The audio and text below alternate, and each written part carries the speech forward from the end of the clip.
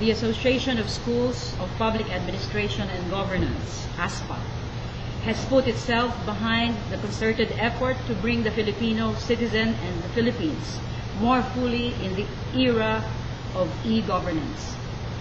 There is nothing that signals the entry of the Philippines into this era than the upcoming 2010 automated electoral system. Here we decide to make information and communication technology help us choose our leaders and lead us not only for the next 6 years, with impact maybe for several terms after that. This is at least as momentous an event as when Filipinos began trusting the ATM machines with their money decades ago. This time, we are entrusting computers with our votes. Voting, however, is only the tip of the iceberg.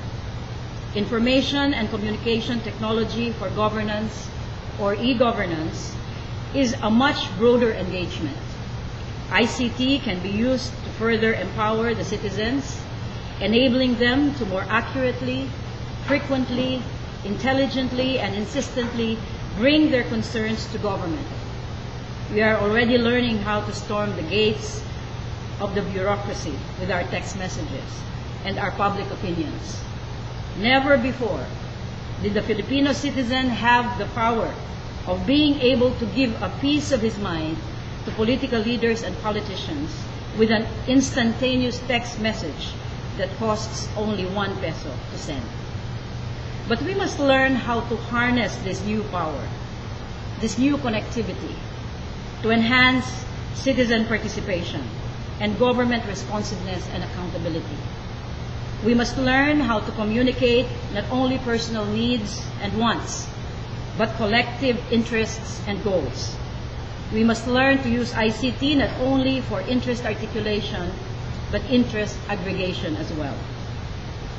ICT must help us build or rebuild our political party system.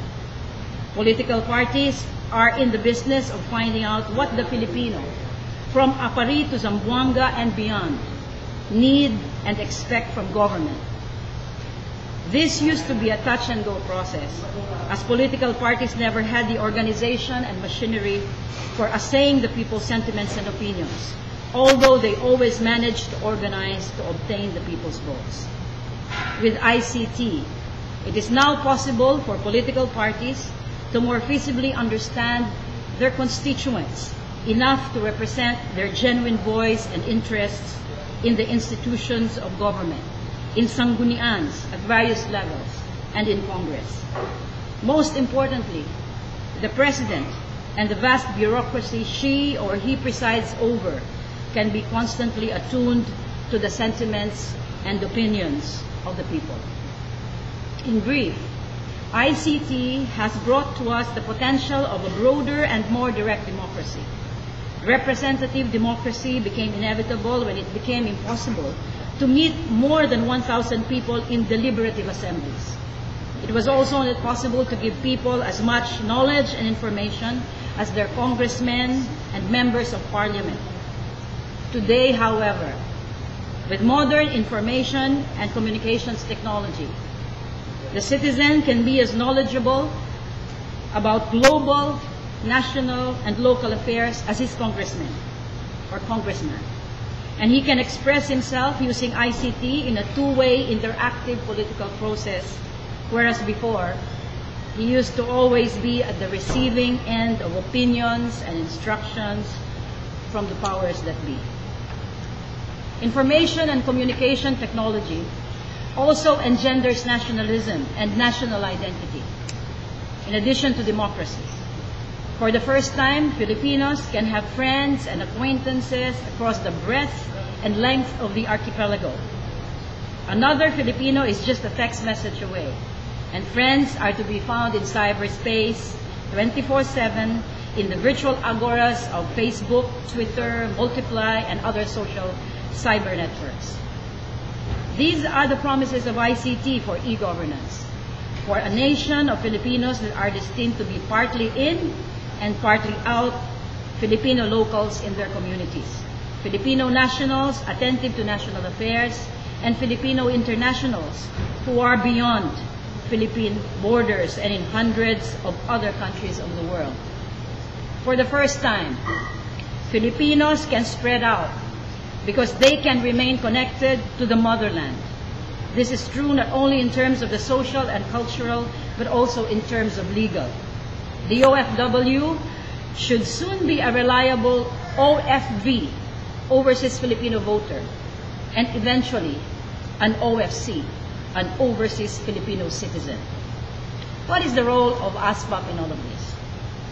The spread of information and communication technology has followed private interests and business interests. It has not quite followed public and collective interests. There is a need to bridge another version of the digital divide, where institutions attentive to public interests, issues, and concerns in various localities are not able to discourse on these issues because of the distance and isolation. For instance, there are over 120 member schools of the ASPA, all connected with their communities, but are not effectively connected with one another to start and maintain discourses and exchanges on national and public issues. As public administration learning institutions, they are only half effective unless the technology to interconnect them is brought in to make them a truly national organization.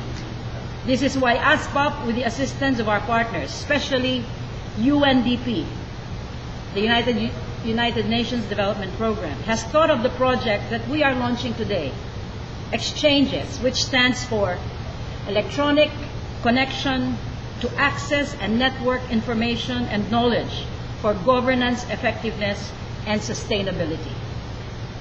Exchanges aims to be the infrastructure for national dialogue among selected regional academic hubs that in turn are connected to the key civil society, private sector, and government sector institutions in their localities. Regional hubs will themselves be organizing and sustaining regional dialogues on regional local issues. The idea is to create structured opportunities for citizens all over the country to be informed, interested, and involved in crucial issues such as trustworthiness of the 2010 automated electoral system that we are discussing today.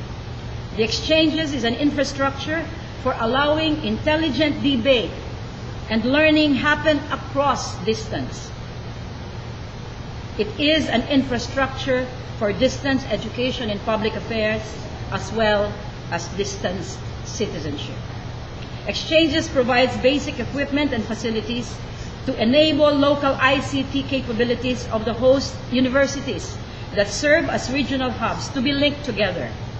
It enables audiovisual and computer centers or laboratories to talk to one another across the internet. This discourse must not only be intermittent, but a habit, following national and regional schedule of events. That is what Exchanges is essentially about. There are other goals, such as the continuous building of capacity of public administration institutions and the upgrading of the competencies of individual professors and practitioners of public administration in the member universities, colleges, and schools. In the end, we would like ASPAP to be known as one of the pioneer institutions that purposively and effectively empowered the Filipino to be a better citizen through the upcoming field of e-governance. What we have today is a launch of a small beginning that hopefully other institutions in the national, local arena would take up. ASPA, in turn, has been an eager partner and collaborator of other institutions that have been promoting good governance. I salute all the individuals and institutions who are members of ASPAP family, for we are collectively doing our share to make the Philippines worthy of its wonderful citizens who deserve much better than our public institutions have delivered. We will continue to do our share and we'll teach others to do the same, both on the ground and in cyberspace. Thank you and good day.